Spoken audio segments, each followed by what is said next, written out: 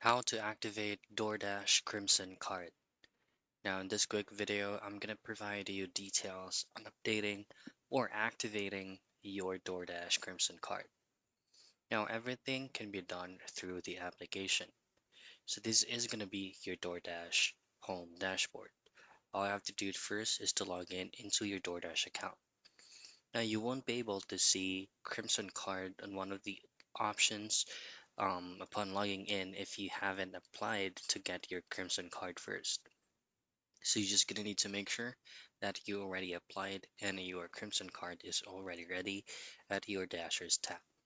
So all you have to do to activate your DoorDash Crimson Card is open up the Dasher app and then go to the Earnings tab, select the Crimson Card banner, and click Activate or add it directly into your Apple or Google Wallet.